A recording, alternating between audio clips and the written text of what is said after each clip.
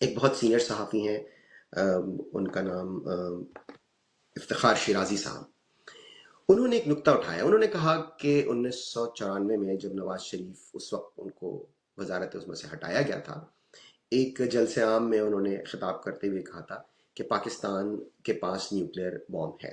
اس وقت تک پاکستان نے ایک ایمبیگوٹی کی پالیسی اپنائی ہوئی تھی، یعنی مبہم رکھا ہوا تھا اپنا نیوکلیر پروگرام اور اعلان نہیں کیا تھا. تو شیرازی صاحب کے بقول یہ آفیشل سیکرٹ ایکٹ کی خلاف ورزی ہے اور نواز شریف پر اس سلسلے میں مقدمہ ہونا چاہیے. اب ان پر مقدمہ ہوگا نہیں ہوگا، اس وقت کے تو حالات یہی بتاتے ہیں. اور اس وقت کیوں نہیں ہوا تھا؟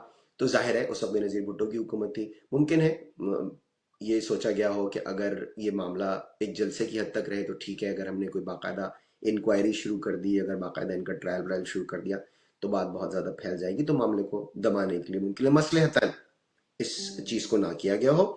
تو لیکن اگر اس بات پر ہوتا ہے تو ظاہر ہے بحث اس پر چھڑ سکتی ہے.